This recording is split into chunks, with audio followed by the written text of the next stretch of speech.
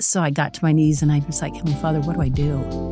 And the thought came, just be courageous and persistent.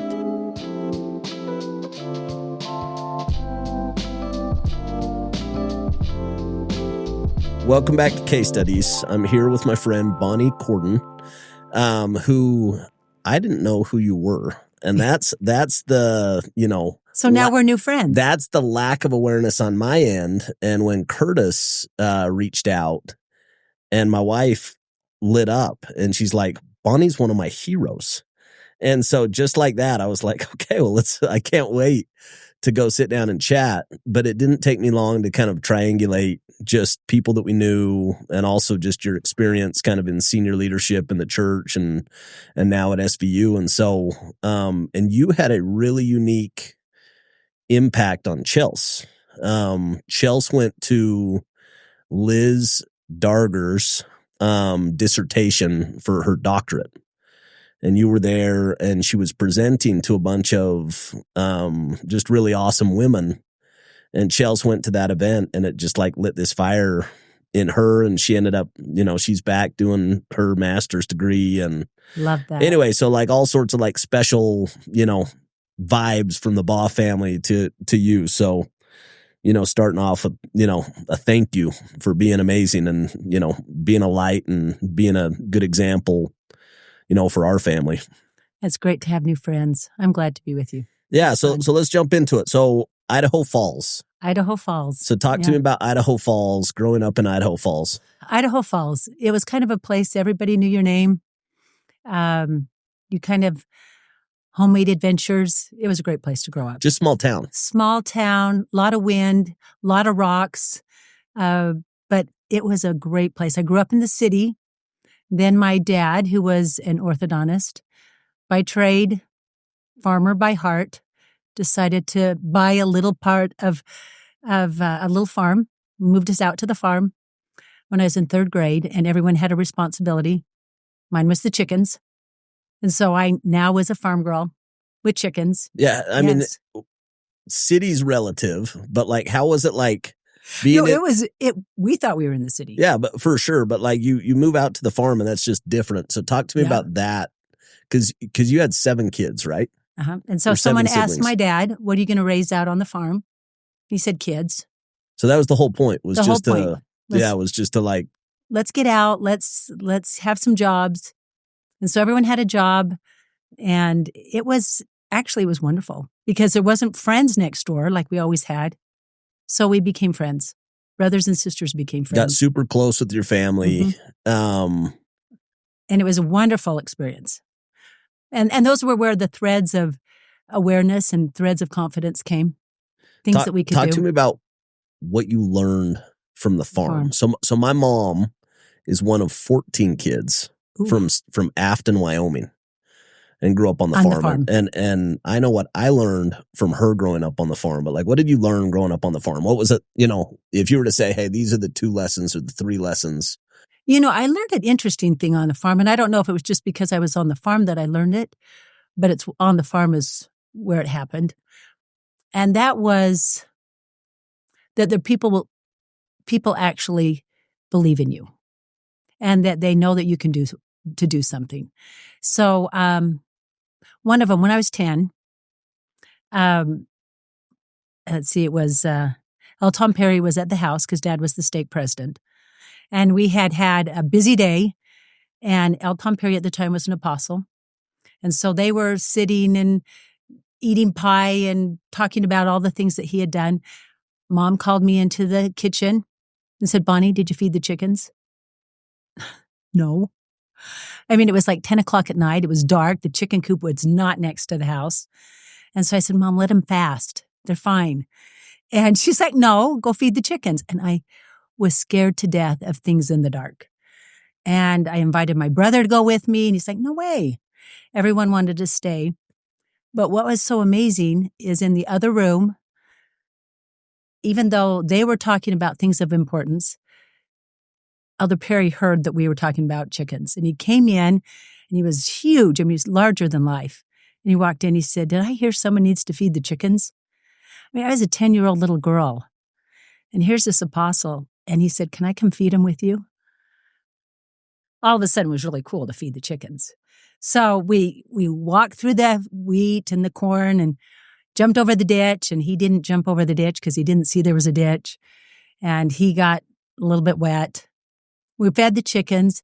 But what was so amazing to me is that someone would carve a little bit of time out of their day to help somebody else. How amazing is that? And I thought, wow, people do that. And as a 10-year-old, I thought, that was amazing. And then I started watching that people do that. And on the farm, I thought, that's amazing. When I was about 16, and I want you to think of people who've carved out time for you. When I was 16, my dad was headed off to Hawaii. I'd never been to Hawaii. And he was doing a big conference in Hawaii. And I just badgered him every time I was at the office because I worked at his orthodontic office. I said, Dad, let me go. He's like, no. So finally he said, okay, you can go to Hawaii, but you have to pay for it. And I'm like, deal, because I had saved every penny. And he said, but you can't use the money in the bank. And he said, but we've planted a lot of corn, sweet corn. If you get up early and pick the corn, you could sell it, and I bet you'd earn enough money to go to Hawaii. So he convinced me that that was a great plan. And so I did. I got up really early, and I pulled on the rubber boots, and I went out to the corn patch and took the burlap sack and picked all of the corn. And I just dreamed of sand in my toes. And I couldn't carry the bag back, and so I just drug it all the way back to the house. And as I looked at all the corn, it was bruised and damaged, couldn't sell any of it. So I thought, oh, the silliest idea. So I thought, that's done. I'm not going to Hawaii. And that next morning, I had forgotten to not set my alarm for 5:30. So my alarm went off at 5:30. And I turned it off and went to go back to bed, and I heard Dad was up. And I thought, oh. So I got up and got the gunny sack, and he's like, what are you going to do with that bag? I'm like, pick corn. And he says, I have a better idea. He said, let's take the little tractor that has a little, trailer on the back. He says, I'll drive and you pick all the corn. You still have to pick the corn. And I picked corn each morning, and Dad would drive tractor every morning. And I realized you have somebody who believes in what you can do and gives you a bigger vision of what might happen, and it changes things. And so I went to Hawaii, and he was true. I paid for every ounce of that little trip, but he helped me every step of the way. Wow, that's incredible. So 10 years old, it's, Elder Perry. Yeah. That's conscientious enough to say, I'm going to go make a connection with a 10-year-old kid, which I think about my daughter who's 10 years old. And I think about me being at somebody else's house as a guest. I don't know if I would have done that. You know what I mean? So one, it's just like incredible. And so Elder Stevenson, Gary was like second father growing up. And Elder Perry was one of his kind of core mentors when he was, young bishop and stake president and all those things. And so that guy was a special guy. So did you live in Logan? Yeah, grew up in Logan. Okay. Yep, just down the road from you. So he became a mentor. Yeah. Elder Stevenson? Yeah. Oh, yeah. He was like, to this day, I still remember so his son is my oldest friend that I have, like the furthest back that I can remember. And we've stayed really close. But we were 17 years old and we're just not making good decisions in life, like very few good decisions. And we're at a baseball tournament in Mesquite. And Gary was down there with us, and we were going to go to Vegas as 17-year-olds. And Gary's like, hey, let me take you guys, and I'll show you guys the best time you've ever had in your life. And I think there was some wisdom in him saying, these kids are going to get into trouble. And so he took us down there, and I still remember going on the roller coaster, and for me, I grew up with like a pretty small life in Logan. Like first time I'd been on an airplane, I was 17. And I remember we went to Ruth's Chris Steakhouse, and it was the first time where I was like, I need to make a lot of money when I get older because I want to have this experience. Like I did not know this existed. Like it was like to this, it must have impacted me because it blew my mind. But that was Gary. He was just, his was, a complete servant leader. Like he just, I think about like the misfit group that we had growing up, and we lived at their house. And felt like we were doing them a favor. And you look back, and as a parent, you're like, we weren't doing them any favors, but the feeling was just, oh, we're so excited to have you guys. And we just felt welcome the whole time. So it's fun to go back and see those.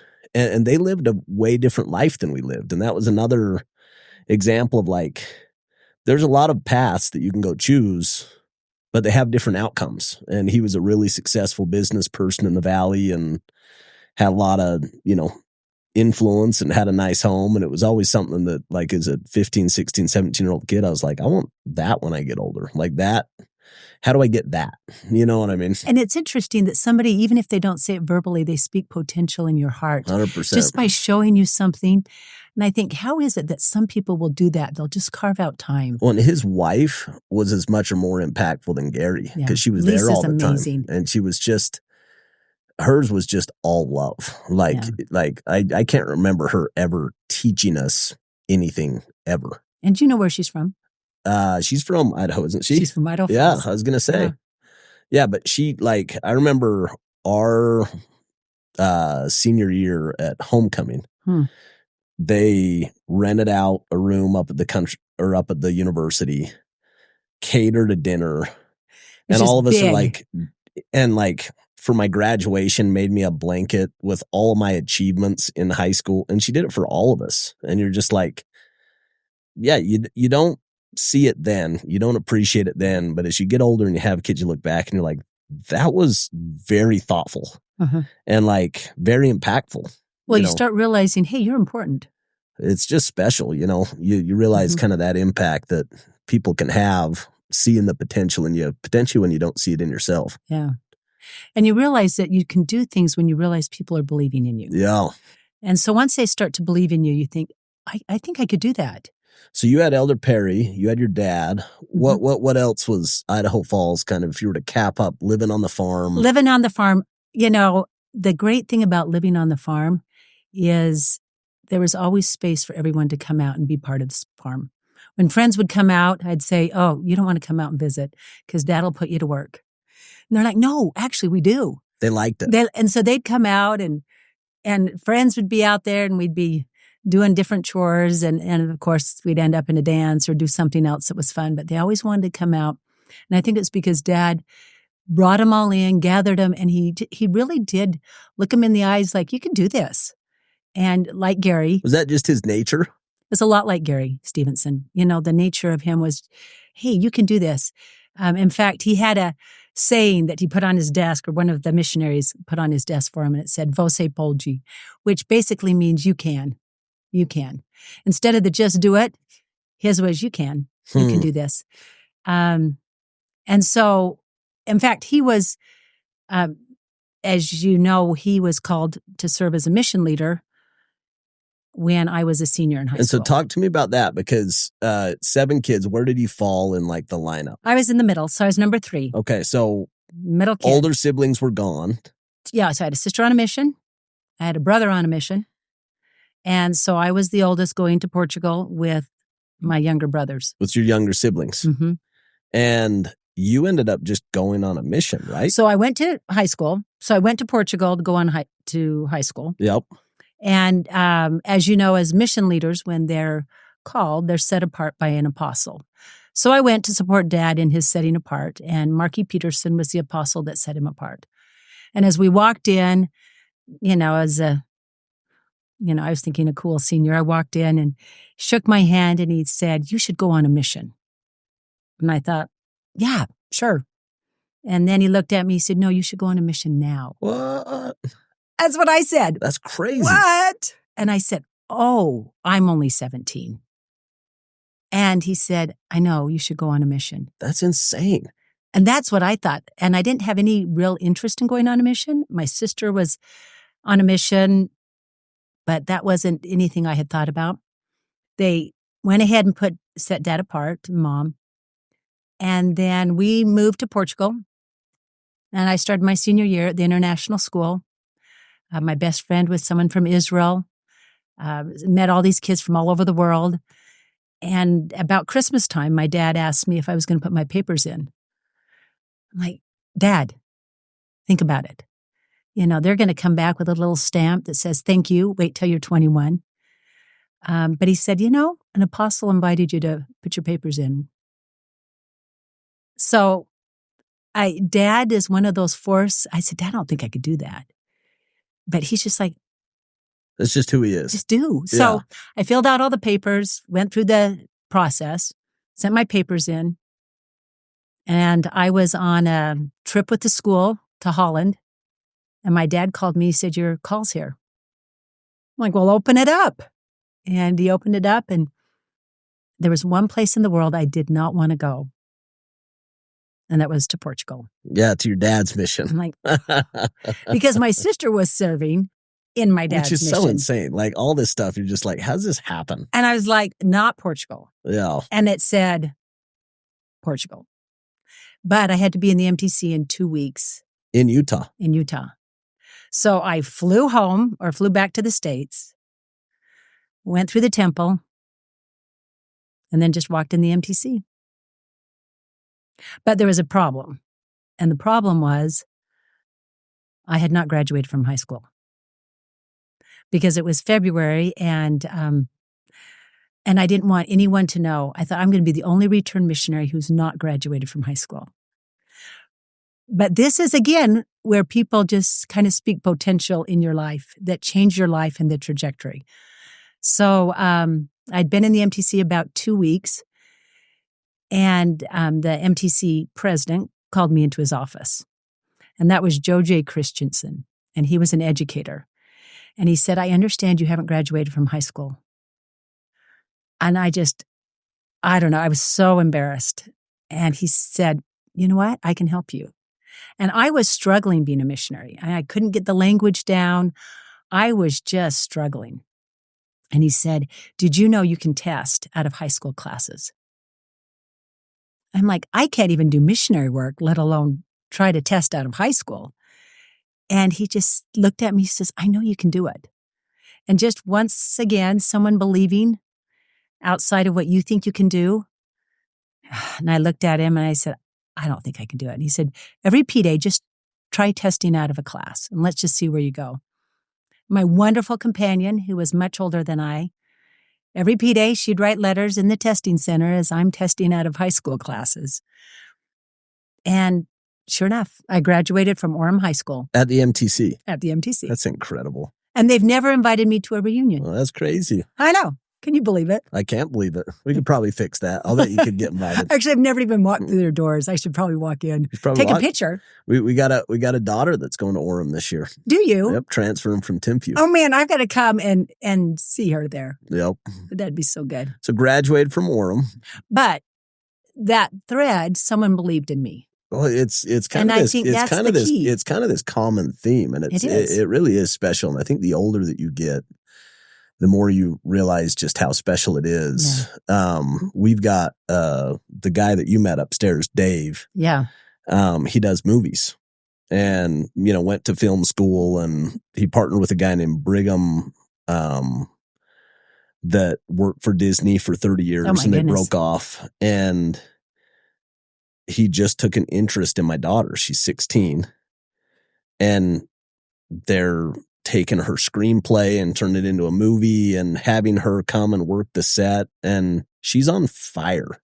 She's completely on fire. And it's literally because somebody else believed in her. That's not me. It's not Chels. And as a dad, you're just you're just so grateful that other people care and they, love your kids. It's impossible not to love somebody who loves your kids. But we're experiencing that right now, And they just start to blossom. Yeah. Because the confidence level increases. I mean, I'm just so grateful for all the people that spoke potential in my kids. Because and even in you, it's interesting because you look at your life today and you've had senior roles. senior roles in business, senior roles in the church. You're, senior administrator today. But 18-year-old Bonnie wasn't that person. Like, oh, she was a mess. Scared of the dark. Scared you know of what the I dark. mean? Yeah, it's and so you look at that gap couldn't speak and you're Portuguese. Everyone else, I couldn't even remember how to say him and her. The teachers are looking at me going, this isn't going to work. Yeah. But people keep believing. And that's what I've just been so amazed at people's hearts to, in their busyness, it's easy to do it for your own kids. But people that will take a minute for someone else that's not their kids or their own loved ones, I'm like, how can we do? It's like the Savior when he did that. Here he was with Jairus, and Jairus is saying, hey, my daughter's dying. And so they're hurrying through the streets to go help his daughter. And then a woman touches his robe, and he stops. And I'm like, how is it we can be like that we can stop and realize that there's more people we can help along the way, even in the mission that we're going towards. Yeah. So I've just been, so many people in my life have been those people. And I'm just like forever grateful that there's been those people. It's funny when you describe the one place you didn't want to go in the world. Talk to me about post-mission and kind of looking back, and what was that experience and how did it shape kind of the next chapter of your life? That's a great question. Now I look back, that's the best place I could have gone was Portugal. And what happened to me there and the growth, the Lord didn't need a 17-year-old missionary. Bonnie just needed to go on a mission. And it was just forever the confidence that came of we can do hard things. When I graduated from high school, and when I graduated from college, we headed off to California because Derek was off to get an MBA. And I was an elementary education major. So I was going to teach. And I realized in California that you had to take a special test in order to teach, and it wasn't offered. So now I just had to find a job. I just needed anything so I could support this little family while Derek was going to school. And someone had given my resume to a president of a company. And they said, hey, call him. I'm sure you could get an interview. So I call, and the administrative assistant picks up the phone, and I said, I think I'm supposed to have an interview. And she said, well, tell me your name. And she goes, oh, you're not on the list. And I thought, well, there's just a communication lag. So I called the next day, and she's like, you're still not on the list. And I called again the next day, and she's like, you know what? You're not on the list. But if you get on the list, we'll call you. And I didn't know anywhere else in California. I had no other lead for a job. And so I got to my knees, and I was like, Heavenly Father, what do I do? And the thought came, just be courageous and persistent. So I did. Every day I called that number. And that great administrative assistant would answer. And she'd say, for the first 2 weeks, got a little tense. She's like, listen, you don't need to call again. And I would be nice. But something magical happened week 3. We became friends. And finally, this great lady said to me one day when I called, she goes, Bonnie, your name's on the list. What? And I was like, looking back, this administrative assistant put my name on the list. She didn't have to, but she did. But you got one past the goalie. You know what I mean? Like that's like a... She changed the trajectory, really, of my search. So I got an opportunity to meet with the president. We hit it off. We both went to Portuguese-speaking missions. He was LDS a member guy. of the church. Okay. Yeah. And so he took me around to 3 divisions that were hiring. Which company was this? This was with Oracle. Okay. Which So, Oracle then... It was just kind of a... Startup, right? Startup. Well, Yeah. it was past the startup phase, Okay. but it was still pretty scrappy. Yeah. And now, granted, because the president was taking me around, all 3 divisions offered me something, and I just took the one that had the best starting salary because I had no idea what Oracle did. Yeah. And, but I look at this, maybe persistence got to the door, but it was kindness that opened the door. Because if she wouldn't have put my name on the list, it would never have happened. And so one person just, adding my name, having a little grace, she changed everything.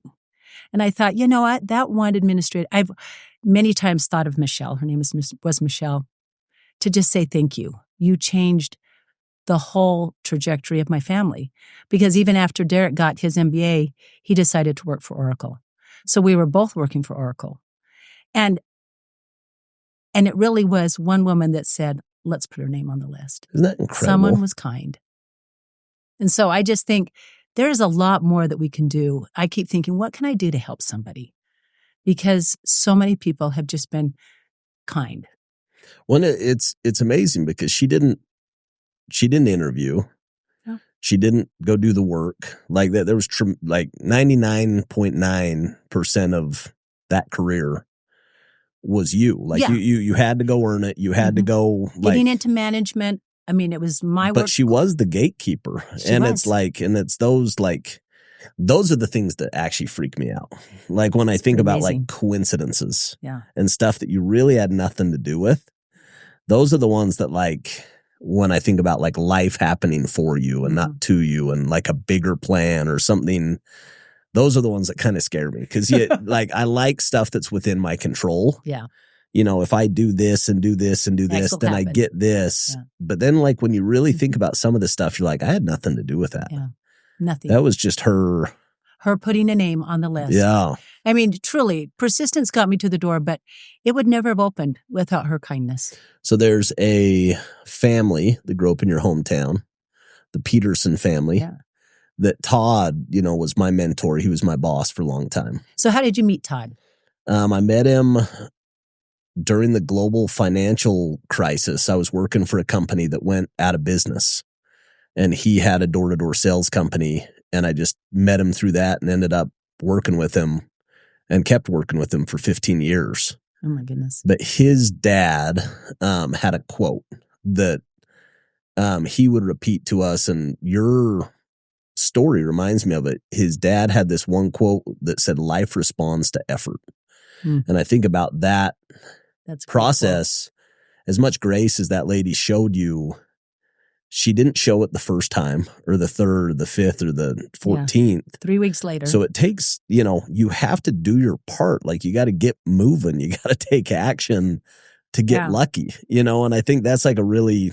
And that's a key principle.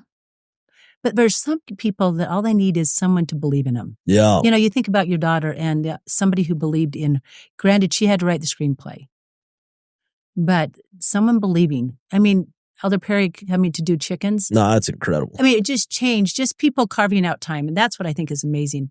Kindness fires me up. Like when somebody's like really courteous and really kind and really considerate and takes the effort, like it's so inspiring to me because it really does. It's easier to kind of look at your feet and keep walking or, like it takes like emotional and mental effort to go engage. And like, I remember I had this experience where, I see this lady in Houston and I just have this impression to go give her some money.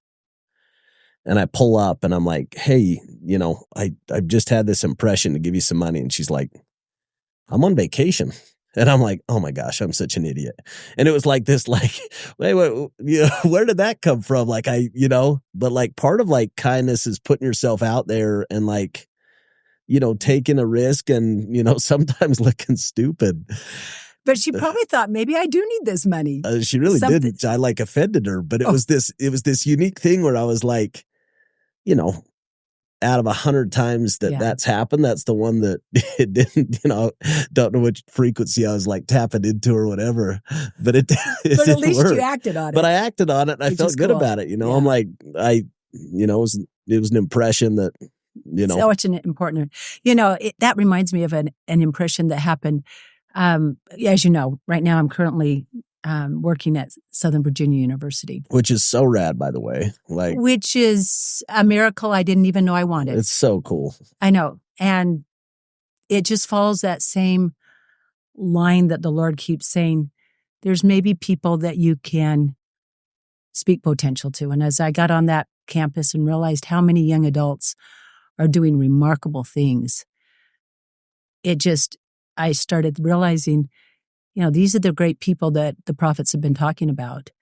And is there anything I can do to help build capacity of these young people to be smarter and wiser and have more impact on the world than any previous generation? Yeah. But you had talked about somebody giving money. We had 2 students. They ended up getting locked out of their apartment. And the temple up in Richmond had opened up and to have all the students come on a Monday. So they were just being kind. All the workers came for a Monday so that the students could come when there was a day off, because it happened to be a Monday where school was out. Yeah. So these kids are trying to get to the temple, these 2 students, and then they realize they're running out of gas, and they have Apple Pay on their phone, but they're in this little podunk. They pull off the freeway to this little tiny town in Virginia, and no, that little gas station doesn't take Apple Pay. They have no money. And this lady out of the blue shows up and she says, I think you 2 need some money. And they're like, we do. And they kind of tell the story. And she hands them $100 and then just disappears. And they were just so grateful. They get to the temple in their Levi's. They go in. They get to do all of the things that they were planning to do. And they came back and they're like, God is a God of miracles. So they had to tell me about their experience with the $100. But so just people being nice. I guess following off your story. Just people being nice. So go back to, so you served with your sister. I want to hear this story because that feels so unique. You've got your dad as a mission president. You got your sister that's somehow randomly in this same mission. Yeah. And then you as like a 17 or 18-year-old, you get to go spend time with her. So my sister was serving, and so my second month in the mission, we had a transfer, and it was her last month in the mission. So she's now ending her mission. We were put as companions up in the north part of Portugal. And so now there's 2 sister Hillams as missionaries. And I look back over that. If I would not have gone in February and I would have said, wait, I need to graduate from high school and this is what it's supposed to look like, I would have missed out on the timing of serving with my sister. You're 61 today, right? I am. Talk to me about being 61. That you were 18 or 17 when that happened, right? I was 17 at the time. How did that impact all the years in between? What did you learn from serving with your sister? We became friends, first of all. When you serve together, we were always siblings, but now we are companions. And you think of all your companions, you're with them 24 hours a day. You're laughing with them. My sister is, she's the cool one, really tall. I was shorter. And she showed me how to be a good missionary, but more than anything, she showed me how to love and just was joyful. So I learned how to have this companion that I absolutely adored, but it was my sister. So this lifelong best friend. Wow. Yeah, best friend. When you have companions that you just click with, they are your friends for life. Of course. Well, that's my sister. And the opposite's true. I don't know if I had some companions, still have PTSD over it. It's a long time later, And so it's like. Missions are a good. Yeah, when you have one that they really do become some of your all-time best friends. And they're just always cheering you on. They're in your corner. And that's been my sister. Well, that's so great. But it was my companion, which is an amazing thing. And if you've served a mission and you've had a companion that became your best friend, Well, yep, 100%. Some of my all-time best friends were from the mission. Yeah. To this day, just special bonds. So you came back, went to BYU. Yep. Studied elementary ed, which Chelsea also studied elementary ed. Which is good. Yep. Yeah, it was a great study. Did you ever teach? You know what? Except for my student teaching, I never went and taught in the classroom. Did you want to? I'll be honest with you. After I did my student teaching, I realized that is not my favorite thing. That's so great. Chelsea had the exact same experience. I was like, she literally did her student teaching and decided that's not what I want to do. And then you have a little panic because you think, do I need to go back to school? And I was like, now what do I do? And truly the Lord's like, just graduate. Yeah, just and get that's it what I done. tell all the students. I'm like, just get your degree. It doesn't matter. Yeah, just get your degree. It's so true. And because most people don't do what they actually graduated with.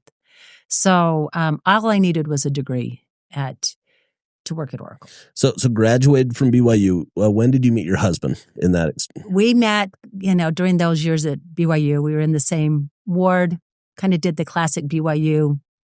And he's from where? California. His name's Derek? Derek. Okay. And he's from California. He's a California So was it boy. natural to go back to California just because he was from there? He wanted to go back to California. He loves California.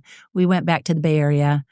And so it was a natural thing to do. And talk to him about the Oracle career, because it started out with you. Yeah. And then loved it. And then he ended up coming on board as well. What was that timing? Like how long? Well, I started with Oracle, and then the 2 years he was in getting his master's. And then he interviewed with lots of companies. But what he noticed with Oracle is he loved the fast pace, you could take initiative. He watched my career where I started as an individual contributor, then went on into management and just you kind of flourished there, didn't you? Loved didn't you it. like find like it was my it fit you? Yeah. Yeah. And I had a great team. It was wonderful. I absolutely, I could have just stayed there forever. So what were you doing at Oracle? So at the time I was doing what we called support renewals.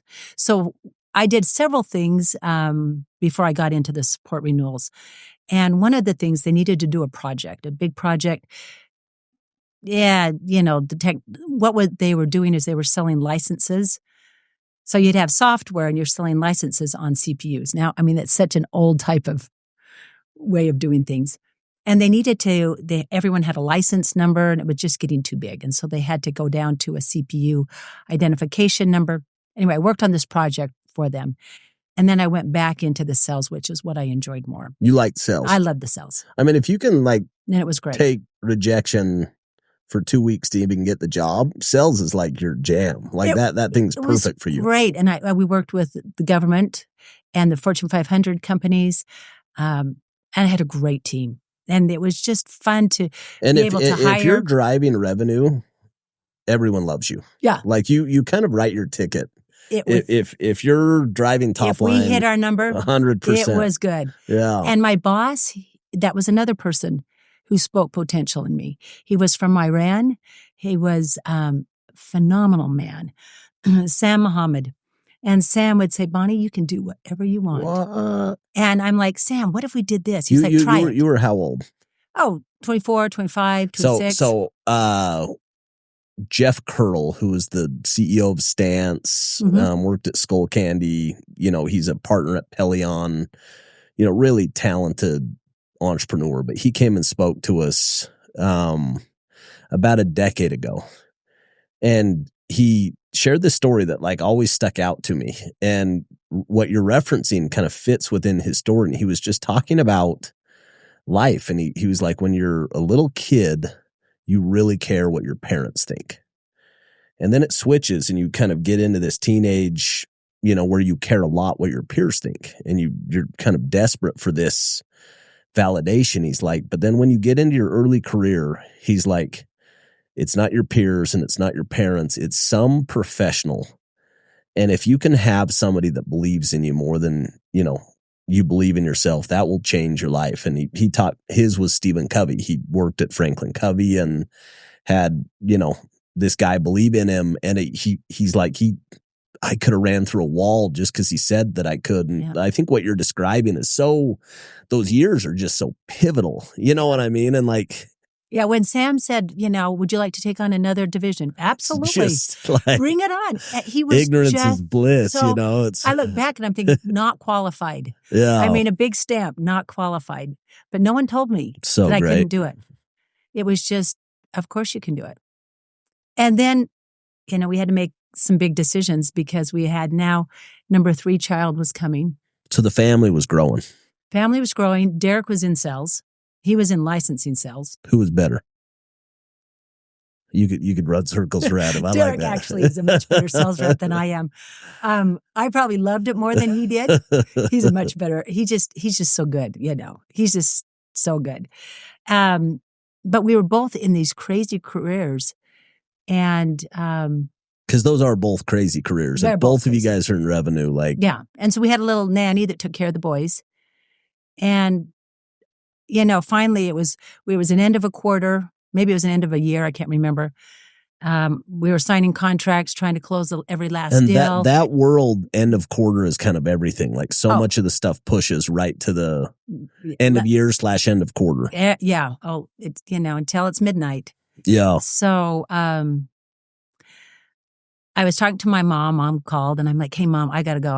We got things to do." And she made a comment that just landed in a very special spot. She said, "Bonnie," and this was just for me. You have to realize when I say this, it's just my experience, and everyone has a different journey.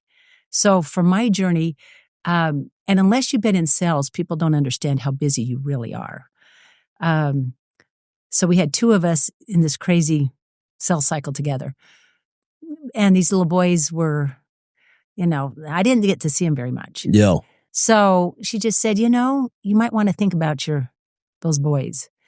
And I just started thinking, wow, we are doing kids, and I'm going to have another baby here in a little bit. And for me, I started thinking, oh, wait, who do I want to have raise these kiddos? I think the hardest thing about that, like, in my whole career has been in sales. Yeah.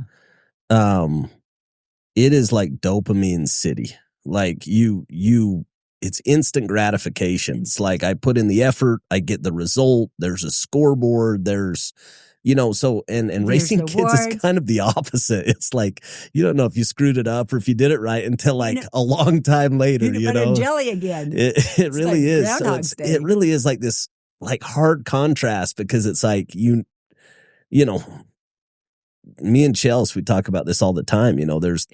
She has something that's calling to her to go, like, do something in the world. But then she also, like, knows family's number one, and there's this push and pull, and, you kind of have to follow your heart and go figure out what time and what season it is. And everyone's journey's different. Yeah. Yeah.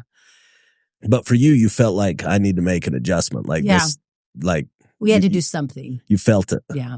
And so Derek looked at some ideas, and we talked about it. He's like, I could stay home. You could stay home. And I said, you know what? Actually, I want to do it. I'm going to try. I want to do this. And so he said, okay. So he transferred himself to Indiana to a field office. My job was corporate. So I went on leave. Derek went out. He bought a house. I'm closing the quarter. And 3 weeks before that baby, we were jumping on a plane with my two little boys. My oldest looked at me and he said, who's going to take care of us? And I said, well, I am.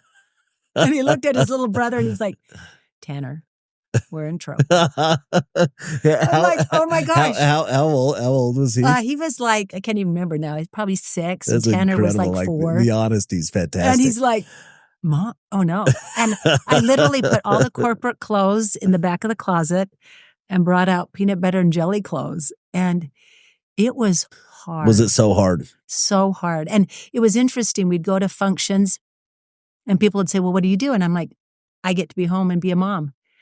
And they're like, oh. And they'd pivot and do something else. And I'm like, hey. I was getting so much social love for so long. Yeah. So crazy. Yeah.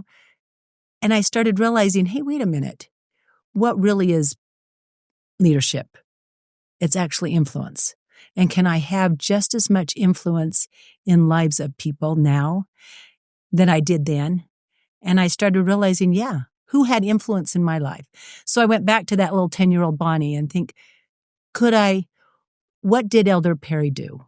What did my dad do when I was 16? What did Joe J. Christensen do when I was in the MTC? I'm like, really, influence and leadership is very connected. And sometimes we think it's connected to the dollars, which was what it was in my life. Yeah. And I started realizing, actually, you can change the trajectory of people's life lots of ways. But we have to intentionally be aware. But that's so hard. Like, that's like really you're starting a second career. That was from scratch. The coolest career and the hardest career. But it is cool, but it's less. It's no glamour. Yeah, it's less. It's less glamour, and so it's this. It really is like this kind of crazy thing where it's like, it was crazy. But you kind of reframing it that it's not going to be either or. I'm going to go have a tremendous amount of influence, but I got to start with a little bit of influence. And like, I've always been fascinated. Stephen Covey has this model where he talks about your circle of influence and your circle of concern. Yeah. And that if you can work in that circle of influence, that it expands. And over time, you end up touching a lot of things that you never could have touched originally. But if you spend too much time in the circle of concern, you never actually go expand it. And I'm hearing you talk about that. So like, give me some examples. When I think of Elisa Stevenson, or when I think like they had massive influence in the community with their friends, their spouse, like she was influenced like in every direction. But you think about your life. What did she do? How did she speak potential to you? With the blanket, having you over, all of a sudden you realized, hey, I'm important. She made everybody feel extremely important. Like, again, you go back at 16, 17, 18-year-old teenage boy. I didn't give it the recognition then that you give it now. Looking back, you're just like, she was incredible. She kind of carried our entire friend group. And we were a like ragtag group. You had my best friend. I want to see a picture. It's like, well, I want the picture. My best buddy, his mom and dad were divorced, and single mom raising him and his brother. Another friend had, been married 2 or 3 times, and it was just kind of this group of misfits that they just kind of pulled us in. And that was my experience. And so my personal faith, when I see people lead, that inspires my faith, because I'm like, I saw them in a different role that wasn't that. That was just being amazing. And we need more people like that to take bigger roles, because, they impacted all of us. And so what were the things, like when you say, hey, these were the 3 or 5 things that I focused on to go create influence with my kids, with my community, with, our culture? I think you hit it right when you say, where's your circle of influence? And so when I would go to the soccer game, you're putting the kids now in soccer. So my goal was, okay, I'm going to know the rest of the parents. I'm going to now, who are the youth in our ward? What can I do to help them know that they can accomplish anything? And all of a sudden become really people focused. Before I was account focused. I was really focused on the next sell. And I was driven. I had the best team ever. And I'm like, can we still have the best team ever? But we're going to build people. And we're going to help people realize that they can make things happen. And so, when we moved to Boise, I'm like, it was a lonely time. All of a sudden, all the circle of friends I had in Indiana had to go start over. I start over again. Yeah. And then I realized there's this great gal that came. She was in my neighborhood. She was a lot older than I was. And her kids were like in high school. I still had little kids at home. And I remember one time she invited me to go, it was like in the middle of the day, to the temple. And I'm like, I can't go to the temple. I've got all these little kids. But just that invitation, all of a sudden I realized, wait a minute, I may not be able to go when she can go, but I could expand what I can do. And amazing what an influence that had, that invitation. Wow. And so I'm like, oh, I'm going to choose some very pointed things that will help me progress and grow. And then I'm going to make it happen with my own little family. Derek traveled a lot for work. He was gone all the time. And so I'm like, okay, what is it that I need to grow? And that was helpful, to step back and just not be in my circumstance, but yet be controlling the situation and still So grow. like, what were those things when you said, hey, I decided doing this. I'm going to have a babysitter so I can go to the temple. So go get some time. Get time. Yeah, get time. I'm going to still have activities like I love skiing. So I got a group of friends, let's go ski. And so we made time. We carved out time to do those things that we loved. And then, but still taking care of what I wanted to do with the family. Yeah. And that was a great thing. We moved to Utah, and then I realized, hey, I have a little bit more time, so I'm going to get involved in community councils with the schools. I'm going to get involved in the schools so that I can see, can we make a difference? Can we change some of the things that are going on? And I realized that you can have influence. It doesn't have to come with a paycheck. Now, I don't mind the paycheck. Yeah. Actually, I like the paycheck. But realized that there was lots we could do. But it all came from people that took time in my life. And I thought, can I take time and be in other people's lives so that they can flourish? And that just fired you up. Yeah. Like it always just I'm like, hey, filled your bucket. What can we do? Yeah. Yeah. That's so great. So you were in Indiana, then in Boise, finished up in Utah. Talk to me about kind of the timelines on those, because kids get older. Kids get start older. Transitioning. Our kids were growing up. They're now in high school. Loved every phase. It was kind of like, Leave It to Beaver time frame. Everybody was growing up. Things were kind of normal. And then we got a call from, I think it was President Packer, and he asked Derek and I to come in. We go in and... How old are you at this point? Let's see, Derek was 47. Okay, so he's young. He was young. Yeah. And he had just taken a job with Adobe. They asked him if he would help with a division. And he'd been there 3 weeks.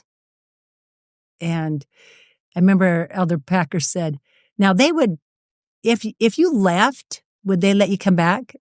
Derek said, no. And he's like, oh, you'll find something else. And he's like, actually, we just interview a lot of people, and there's probably, maybe 5-10 years, maybe you'll get a call. About 3 weeks later, Derek was in Georgia. He was in the airport, and they said, could you come in and talk to President Irene? He's like, I can't tomorrow, but give me a couple days, I'll get back. Derek called me, said, I think 5 years went by really fast. So just sped up. And so like, how is that? It's just like, hey, it's game on. It's 3 years. Well, Derek and I just said, lots of money was going to be lost if we said yes. Of course. And so Derek's like, but what's it about? Yeah. So we said yes. And the thing that amazes me is Derek, because we're sitting in President Irene's office, and many times we think we know why something happened. But we're sitting in his office, and he says, I have a mission call for you. And he said, you've been called to preside over a Portuguese-speaking mission. And it was just silence. And I'm kind of pushing on Derek's leg. He's not saying anything. I kind of awkwardly raised my hand, and he's like, looks at me, and I said, President Irene, Derek does not speak Portuguese. And he looked at me and goes, Sister Cordon, we know. I'm like, oh yeah, I guess so. He goes, he'll learn. And I just was amazed that Derek just didn't panic. He's like, I'll pick it up. I'll just pick up Portuguese. That's incredible. And I'm 47. Like, I couldn't do it. But what was interesting, I served a mission, and my mission, I learned Portuguese. And so sometimes I think my timing and my vision of it is so limited. So maybe my mission wasn't necessarily for when I was 17, but let's go bridge the gap to help during that space. Yeah. And it was so nice to be able to talk to all our missionaries, because about 65-70% of our missionaries were Brazilian. And I will forever be grateful I knew Portuguese. How awesome is that? That's incredible. So, but someone... And he just learned it. He just went and He did. I mean, it took a little bit, but he actually speaks much better Portuguese than I do. He figured it out, though. Like that is so impressive. He said yes. And that's the thing that's amazing to me. That doesn't happen very often. Yes. Very rarely are they sending somebody to go learn a new language. Well, and they'll send them to like Russia or things like that, but most of the missionaries speak English, so all the training will be in English. All the training was in Portuguese. He had to do everything in Portuguese. But I just haven't been amazed, at when we say yes, even if it doesn't make sense, doors open. But is that like getting on like a treadmill that you just don't get off? Because like from then it just feels like, I still remember me and this is, my kind of personal experience with Brian's dad. Yeah. But he was, running his company and got called and goes for 3 years. And then he gets back and he's excited to jump right back in. And then gets sent out to Asia for 5 years as a 70. Yeah. And I still remember, like, we're in Vegas and he's coming home from Japan. And he's like, my dad is so excited to be home. He is so done. He just like wants to relax. He's so done. He's so done. And it's like, you look back and you're like, no, he wasn't. He was not. But it feels like that kind of happened to you guys as well. You went out and had the mission, and then it's like there's a treadmill that you got on that you didn't know potentially you couldn't get off. Well, I mean, there was a good space between our mission and when I was called, but I just think it's fascinating that the Lord He's got great things for everybody, and it looks different for all of us. And I love the fact that he says, just say yes. So what did you learn from being a mission president? When you look back, like, what are the 2 or 3 things that you say, yeah, this is what I took from this? This is like... If people could believe who they really are. I mean, I loved looking at the missionaries that they get off the plane, and I'd look at them, I think, you have no idea what influence you're going to have here in Curitiba, Brazil. Just watching them grow up. Oh my goodness. And the influence they had and the goodness, I mean, they were remarkable. And so it was fun to be part of the miracle, watch the miracles unfold, and to have them realize who and why they were there. It was remarkable. It's about the people. That was number one. Love that. Yeah. What else? What did I love? Well, obviously just the gospel, having it unfold.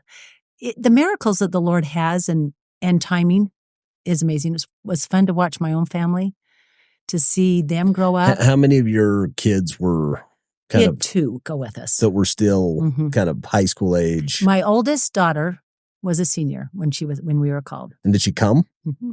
She went? And I was a senior when I went. Yeah.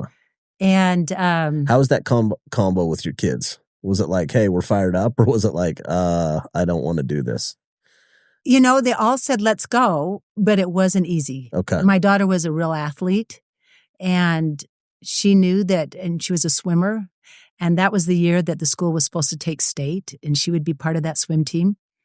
And I remember when they did take state, and she was so excited for her team. But she wasn't there. And she just cried. Yeah. Yeah.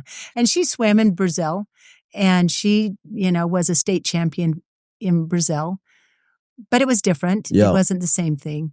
And so sometimes, you realize that it's not exactly like you thought. It's not all roses. It's hard. It's hard. Yeah. And we had kids that were, doing some big things in life when we weren't around. Yeah. So you miss it. You miss it. Yeah. But the Lord takes care of things. Yeah. What's the last thing you learned? The last thing I learned, oh my gosh. The miracle of people changing, just seeing the gospel kind of unfold, like inside your family and outside. What else? And you're saying like, this is the gold from this place. What did you see? I mean, they're just, Derek and I realized that it's all in the hand of the Lord. Really, we were just really instruments. It wasn't us at all. It was totally what the Lord had. And it was just fun to be a tool. You loved it. I did. I loved it. I thought it was amazing. Did it feel more like Oracle than being a mom? I enjoyed it. Yeah. Because the impact was, there was just so many more lives. Yeah. A lot of action. I loved the teaching. I loved being with them. I loved hearing their stories. I liked walking the streets with them. So I enjoyed it. I know not everyone, that may be a hard thing. It's so cool for you to experience Portuguese Portugal and Portuguese Brazil. Because totally different, very different cultures, and even like the language is different.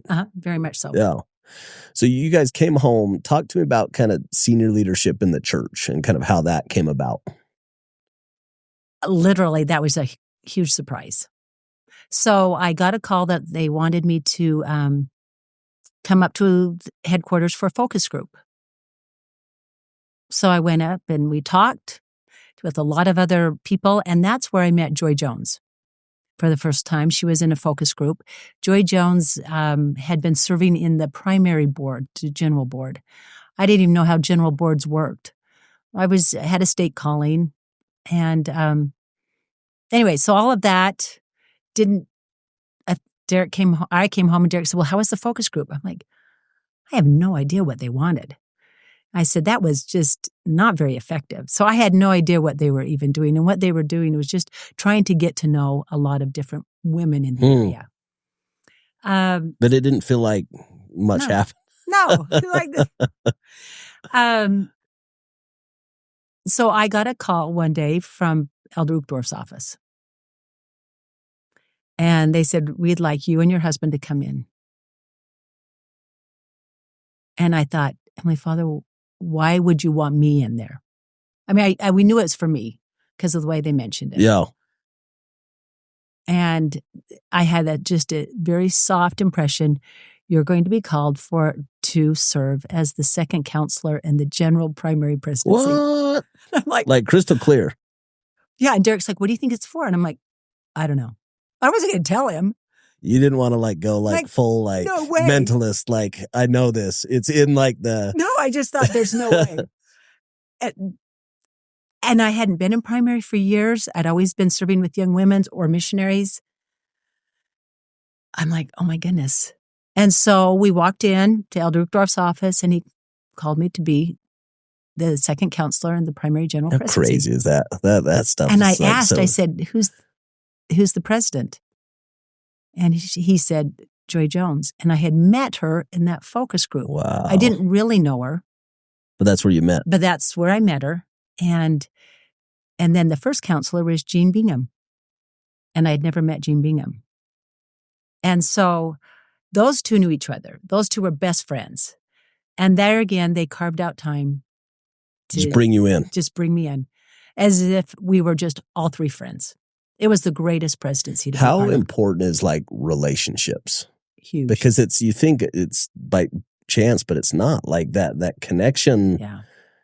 That stuff, that the only way that you can know to talk to somebody is if you know them. You know what I mean? And so amazing. Yeah. You've probably been there. You've had relationships that you realize, hey, these are important. It's been my whole career. Yeah. Yeah. My entire career has been knowing one person that, or your reputation precedes you. Like so many times, the first meeting, there's going to be a second and a third reference call of somebody saying, hey, what type of person is this person? And those same people that, you've gone into business with or been partners with, it's, that's why it's so important to just treat people right. Because never burn a bridge. You just never know, when I had a business experience recently where there was a guy that I'd known for a long time. We kind of had a falling out at a different point in the career. But I'd mended the fence probably 4 or 5 years ago. Just called him up. It was really random. Just kind of had a feeling and called him up and just said, hey, I know, things didn't finish up the way we wanted it to finish up, but I want care about you, and I'm pulling for your career. And that was it. And this is a month ago. Get a call from this individual and their business needs some help. I was in a position to help. And I don't think he would have called me if that door wouldn't have been open and I was so happy to help. It was like one more opportunity to, add value when somebody's asking for help, And so that experience you're talking about with Joy, it's like, you go make a connection, which ultimately ends up changing the course of your life. That's a way different track that you're getting on. But so cool that you made the effort to say, hey, let's mend a fence. Yeah, and it was inspiration for sure. Yeah. It was driving and feeling an impression of, I need to call this person, and saying, I don't want to call that person. I don't even like them. You know what I mean? It was one of those that my pride kicks in, and there's some hard feelings. And it's saying no, you need to be less prideful and you need to call them. Yeah.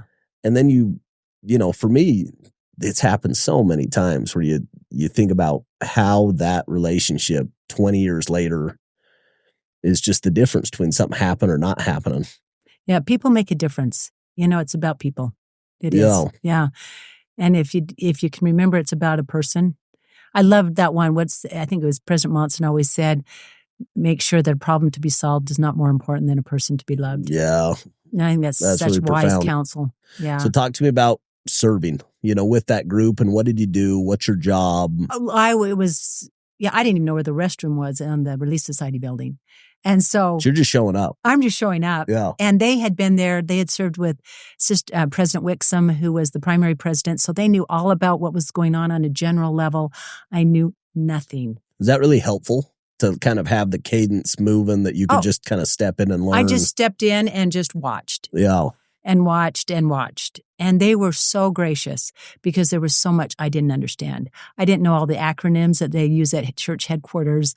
I mean, I'd sit in meetings and I'm listening to the PFEC and the, all the whole different language. I'm writing notes down.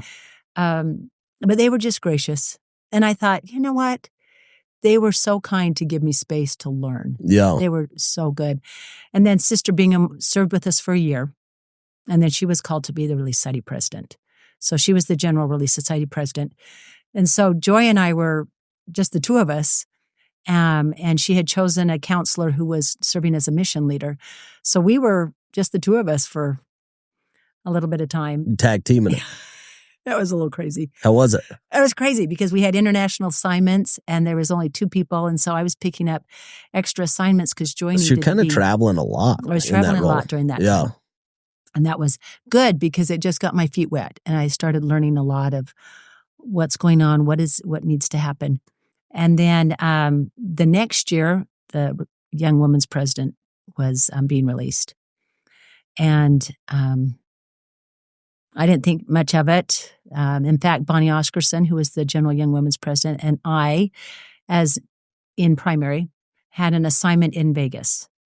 And we were leaving that Friday. I got a call from President Nelson's office, and they said, we'd like to talk to you. Do you have a minute? And I said, I'm going to be in Las Vegas. I can change what would you like me to do? I can cancel this meeting. They said, no.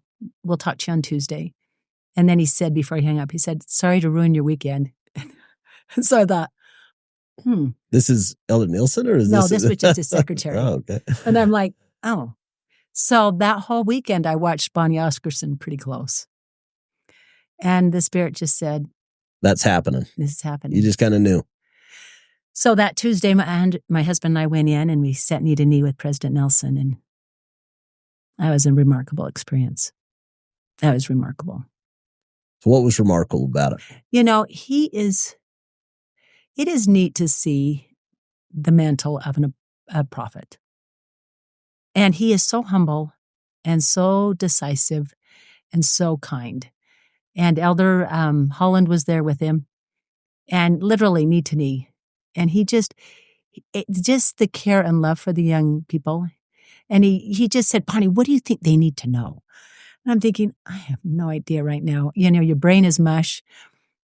And I said, they probably need to know who they are. And those blue eyes, he said, yes, they need to know who they are. And he needs to know why they're here. And it was just confirming. It was just sweet to be in that space. And I remember walking away, and I was walking out the door, and President Nelson said, oh, wait. And there was this beautiful little floral bouquet, and he handed it to me. He said, these are for you. And I said, well, that is so generous. And he says, and don't tell a soul about this calling. And this is when it'll be announced at conference. How long did you know before? So I knew not very long. Let's see, probably 3 months. That's a long time. So I couldn't say anything to the kids. And I was telling my kids, you might want to come to conference. And they're like, oh, we got things going on. We're just going to watch it from home. Okay. I've got some tickets. You might want to come. Yeah, did we're they not come? coming. They finally came. You got them there. So tell me about that experience. Like what did you learn being the president and kind of you having the mantle, you having the kind of role and responsibility? Like, Talk about that. I really do believe in the youth. I love being with the youth and the young adults. I always have. And so that was a place of passion because so many people in my life, as you know, just kind of mentored me through my youth and through my mission. And in college, there were people that were just always there saying, hey, let me believe in you. And I'm like, can we believe in these young people? And I think they can do much more than we give them credit. And so I'm like, let's believe in the youth. So it was a wonderful time we had a great young men's presidency. So Stephen Owens was the young men general president. He was phenomenal to work with. And then he got released after 2 years of our service. And then Steve Lund. And Steve was phenomenal. It was so easy. Steve was the mission president of one of my good friends. Oh, was he? And so, and he just, kid named Bess Pearson, and he loved Steve. He said he was just a phenomenal leader. It was so easy. Steve's presidency and my presidency, we just gelled. And so we were able to get a lot of things. And it was a time of change. And that's because President Nelson, his health was great. And so a lot of things that we had been working on for many years that just couldn't happen, all of a sudden could happen. Yeah. So, I mean, it was just so many. We started with FSY. We got the FSY. We did age group progression. So everybody, the year in January, they turn, the year they turned 12, they moved to the next class. And that was really helpful for the world, the international world. I mean, there's just a lot of things that happened that just could move forward. Yeah, so talk to me about that, like, because now you're looking globally. Like, you're not looking at like your individual ward or your family, your stake or your mission, but it's a global, and cultures are absolutely unique, fascinating, different. And so, like, having something that supersedes and spans cultures and doesn't when it needs to compromise, like, how did you like tackle those problems, those international kind of conundrums? Yeah. Well, it's interesting. When I was in primary, one of my trips was to India. And when you're doing those kind of trips, you're also working with Relief Society, Young Women's, and we were talking about for the Strength of Youth booklet. And there in India, they say, we don't use this. And I was so surprised, because it said that you could date when you're 16. And they're like, here in India, we don't do that. So it was a real interesting note for me at that point. And I wasn't in Young Women's, but as soon as I got into Young Women's, what came back was, we've got to make an FSY guide that will work for every culture. Yeah. And so those 4 years of working with that guide, and right before we got released, the FSY. You got it out. Yeah. What are you the most proud of? Oh. Like, when you look back and say, of all the things that I worked on that like poured my heart and soul into, this is what I'm the most proud of. You know what I'm the most proud of is that the Lord was in charge. It's not even anything that we did. He was just so generous to let us. You just know you were guided the whole way. So many things. And the most proud is that I got to work with the most amazing people. I mean, my counselors were phenomenal. My board was remarkable. Every single sister that sat on that, working with the Young Men's Presidency and their board, phenomenal. I mean, we were so blessed. So cool. It was just a season of change, and everyone was on board with what can we do to build the young people? How can we help them come to know Christ? I'm like the biggest Tony Robbins fan. Like, I just love the guy. And I was listening to a podcast the other day, and he was talking about the seasons. And he's talking about kind of spring and summer and fall and winter. And he described kind of the spring as like 0 to 22. And just a tremendous amount of growth. Kind of, you've got support, everything's new, tons of growth. A lot of decisions, but a lot of support too. And everything's new. Interesting. And then he talks about 22 to 42. That's the summer, and it's hard, and you're trying to find yourself, and you're becoming independent and getting out on your own. And there's, it's kind of a grind. And then from 42 to 62, he talks about the fall and he talks about the harvest. And like, if you've done the work, that you come into this place where you're more comfortable in your own shoes and you have more confidence. And I think about that. And I think about those years that you were in that role. All of those previous experiences had to have been so essential for you to be able to execute in that role, whether it's being a missionary, whether it's being a mom, whether it's being a professional, because you're trying to empathize with a broad group. You know what I mean? And that so it's actually is a great insight. No, and so it really is beautiful that like at that stage in your life where you're like, you got all the energy, all the passion, but you also have all the experience. And there's other times where you had energy and passion, but you didn't know what you were doing, and there's times I didn't know what I was doing. Well, for sure. But there's a lot of things that you did bring to the table that were strengths at that point. Well, one thing I keep saying, if we just say yes, even if it doesn't make sense, the Lord opens up doors and windows. But even that's a strength. Like even that's like a matured belief. You know what I mean? Well, and He keeps coming at you. Yeah. I mean, after I was released and I got a call from Southern Virginia University's board, and they said, we're doing a presidential search. Are you interested?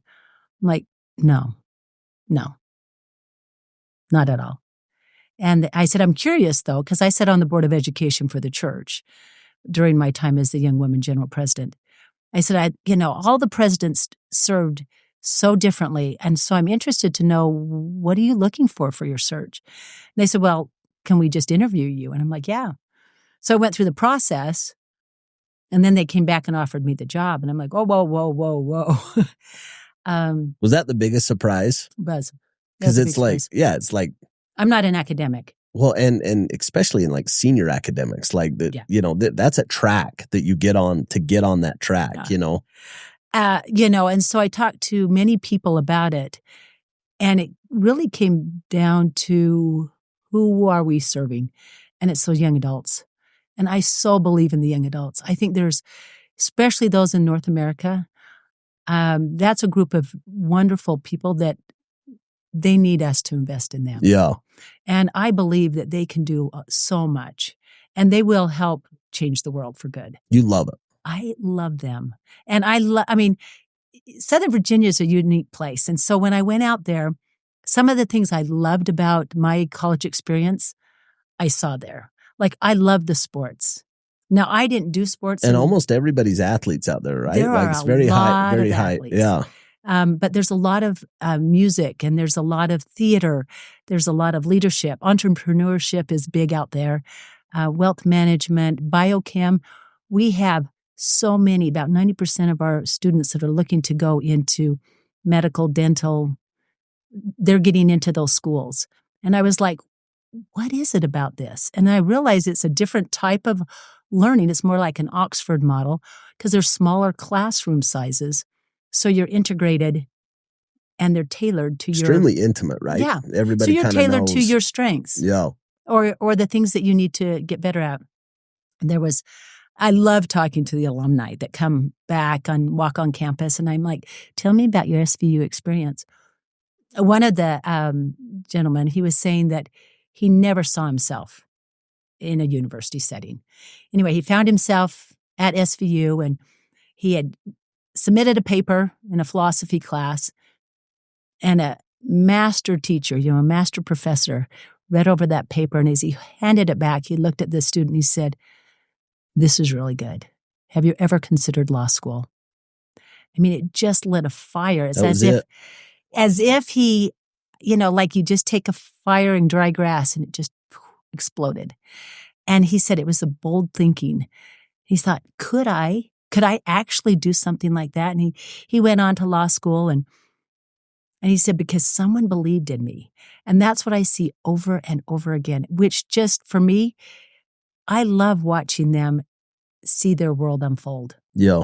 And their coaches believe in them. The professors, the journey just doesn't happen in the classroom at Southern Virginia University. it happens on the football field. It happens on the lacrosse or swimming, or it happens in the theater. Okay, I have to tell you this cutest thing. There was one of our missionaries had returned. She had just finished her mission, and she was in the Performing Arts Center. She was kind of by herself, and I happened to walk in. I said, "Hey, what are you doing?" She goes, "I'm so nervous." I said, "What's going on?" She goes, "I got the lead in the play." I'm like, "Cool." And it's Oklahoma. I'm like, "That's great." She said, "Today we're practicing the kissing scene." I'm like, "Oh." She goes, "I just returned from a mission." So it was just fun to see what's important or what's the what matters to people concerns. at that, like that particular point Yeah. in life. Yeah. And she did phenomenal. She was just so good in the play. But I love seeing them flourish because really it's not, I'm excited about their future, but it's not just about their future. They're going to create it. I always tell them, your job hasn't even been invented yet. So what you're doing here is studying because your academic experience will be future-proof. We want to teach them how to critically think, how to be agile, and how to take situations and move forward. Create your own future. How special is that? So that's a great place. No, it's incredible. So I'm fascinated. Talk to me about Derek along this journey. So I'm going through this with Chelsea where I'm 42, she's 39. For most of our marriage, she's been full-time mom and I've been full-time breadwinner, like very traditional roles. And over the last year to 2 years, she's transitioning into a new role. Yeah. And which for me, I'm taking on some of the roles as kind of watching the kids, and it's so hard. Like it's really hard. Like I'll go through a weekend. I'm just like, I'm so smoked and I'm yelling at my kids and I'm like, less patient. But it's also like crazy fulfilling. But it's been fun for me to just be her cheerleader and just any direction that she's feeling called to just say, go get it, go charge. Love that. But it feels like there was a similar experience for you where when you went and you were kind of full-time in the home, Derek for a long time was the breadwinner and he was charging, he's going. And then he's mission president, you're tag teaming that. But the last decade, what has he done as you've kind of got these really senior roles, and how has that dynamic been in your marriage and how has he led? Great question. One thing I love about Derek, he always lets me fly. And we always sit down and decide. When it was after the career, Oracle, to try to decide, okay, who's staying home, we talked about it. And that's when we decided that Derek was going to do the breadwinner. We're going to do the traditional roles. But, Derek's put a lot on the line for all of those callings. And so he's come with me. In fact, we were in Asia one time and he was there carrying my bag, kind of setting up the PowerPoint and things like this. And we were doing a leadership training for the priesthood leaders.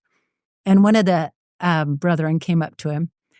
And in English, he said, "Why do you carry her bag?" And he's like, "Hey, I'm here for a support." And he's like, "You should not be a support. You should be the leader." And he's like, "Oh, no. Right now, I am the support." And it was a really interesting dynamic as he talked to this great cultural. brethren. Yeah, cultural. Yeah, for sure. But he said, "I am no less important because I'm carrying this bag." He says, "We're all here because we love the Lord."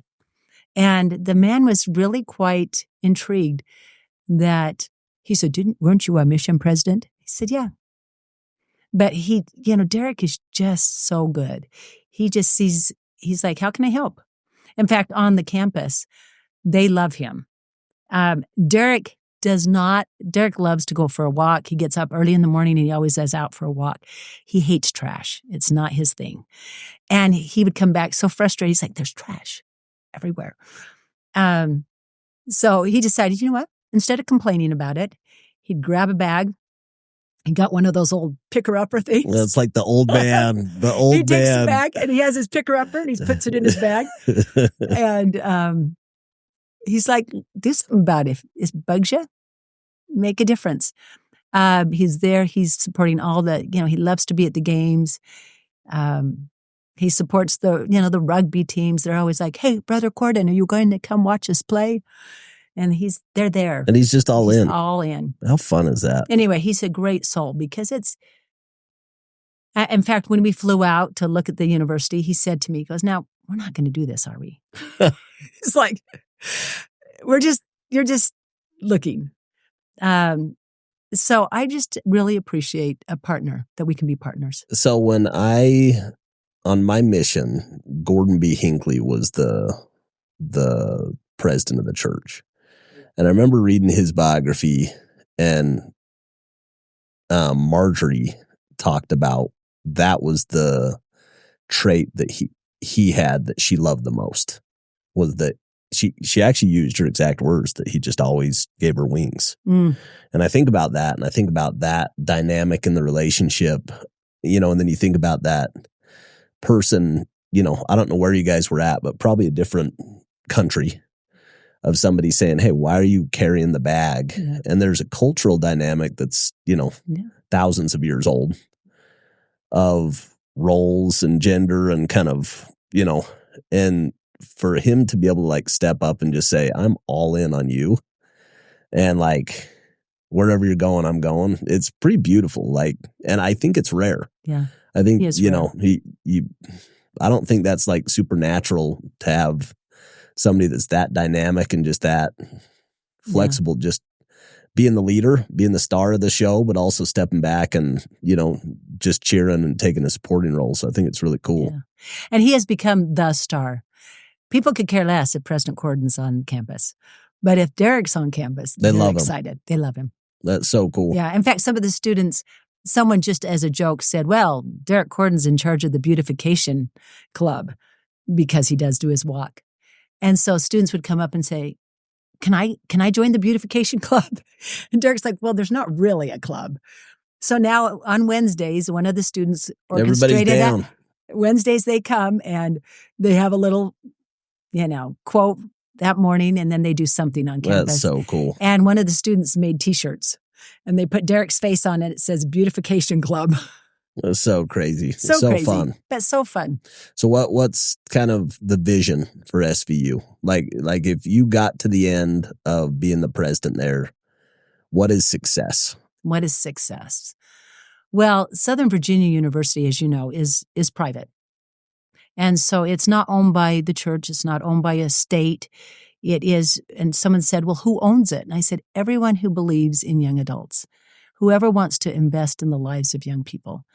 And so success to me is that we can have more young people that can attend, that want to attend, who can afford it. It's an interesting place because Southern Virginia University, being private, most of the demographics that we pull from is just members of the church. 90% are members of the Church of Jesus Christ of Latter-day Saints. Okay, so it's kind of a BYU of the East. Yeah, but not owned by the church. But not affiliated, yeah. And all of our professors are, most of them are also members of the church. And they get 14 academic credits for institute that go on their It's incredible. How fun is that? It's great. So there's just so much fun, and it's NCAA Division III. In fact, there's so many great athletes that we take a lot of our conference. Each team are taking the conference. So it's really fun. So it's a really competitive school in that division. In that division, very competitive. In fact, our volleyball right now they've only had one loss out of 25 games. That's not bad. Not bad. So remarkable students, very driven students. And but with all of that, I would just love to see what success that students could come that want to come. It's a different dynamics now. Homes aren't exactly like they were when I was growing up. Yeah. And see a lot of kids who can't come that would want to come. Yeah, just because of cost. It costs. Yeah. It's not free. And a lot of kids that would do better in a smaller environment, Yeah. or they want to play sports, or they want to be in theater, but they don't want to major in theater. Yeah. They want to major in econ. Or somebody who wants to be a medical doctor that needs more support before he goes on to be a medical doctor. Yeah. Those type of students just flourish. Thrive there. Thrive. Or people that love to lead and they want an opportunity to be in leadership. It's just a remarkable place. So I would love it if we could get to a place that anyone could come that wants to come, regardless of the money. How do you do that? We're still working on it. Yeah. But that would be ideal success. That's the sweet spot. Because you'd hate to limit somebody's ability because of the funds. Yeah. But it's sure amazing to watch the ones that do get the opportunity to just fly. Yeah. It's just amazing. So that would be success. So we've talked about this quite a bit, but I want to finish with this. Talk to me about your faith and how it's kind of factored in the journey. Yeah. You probably different than most, had dad and just had leadership. Yeah, leadership and mentors kind of all throughout life. But talk to me about that. One kind of how you would describe your faith, and then two, how it's like evolved over time. That's such a great question. I've always believed that God is God of miracles. And for me, there's a scripture that I've used a lot where it says, trust in the Lord with all your heart. And I've realized it's not that easy. It sounds really easy, but there's that piece after that. It says, lean not to thine own understanding. And I lean a lot. In my mind, it should look like this. And I realize that on God's time frame, it doesn't always look like this. And so I keep trying to, even if it doesn't make sense, just say yes. And there's been so many times, and I think in everyone's life, it just doesn't make sense. And so for me, faith is just moving forward. Just say yes, just try and strive. And when you trust in the Lord, there's this promise that it says, He will direct thy paths. And I love that there's an S on the end of path, because it means every time you desire to have Him direct your path, He will.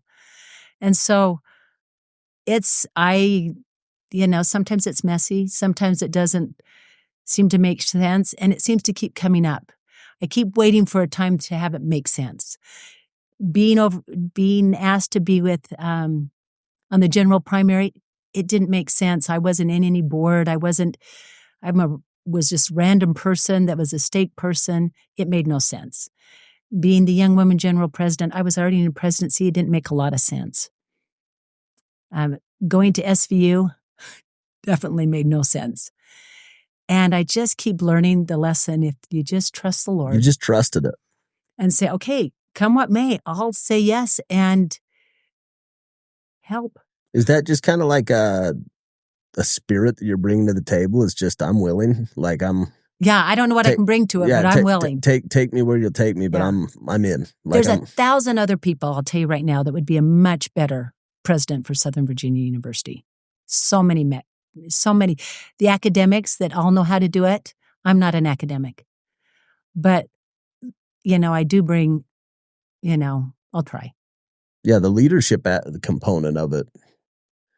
Yeah, faith is like what you're describing as faith. It's like planting the seed without full knowledge of what it's going to turn into. What is this going to look like? Still planting it. And it just, as I listen to your story from being a 10-year-old and being a scared 10-year-old to being a 16-year-old to an 18-year-old and all of those steps, there's this theme of people showing up when you needed them to show up, but also you being willing to try and you being willing to fail and you being willing to look stupid and you being willing to. And there's been a lot of that. But I think that's like the misnomer on success. If we were talking about it before this podcast and you were saying, hey, what have you learned? Yeah. And I think that's what I've learned is that the people who screw the most stuff up win, and the people who fail the most and take the most action. And it's not that they're better. They just have more reps. And ultimately, like if you ask that girl to get on the schedule the 15th or 16th or 17th time, like eventually you just wear somebody down.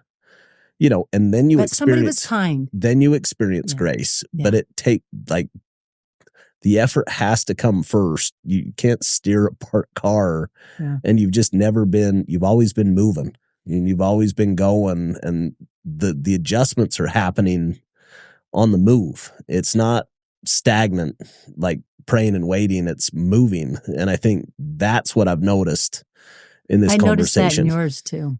Your life is much like that. You've said yes over and over and over again. It's amazing to hear your life. No, thank you. I just wish we had enough time. Now I want to interview you on all of this. Someday. Okay, Hey, this is so fun. Thanks for coming out, and I can see why you're one of my wife's heroes. So, yeah, thanks for spending time. It has been a joy to be with you. And, I think more than anything, if I could give back just in a small degree of believing in people, just believing that they can do it, that what they see in themselves is not even as grand as what really is all there. And I hope that they can just, understand who we really are. I love it. That's so good. Thank you. Okay, enjoy.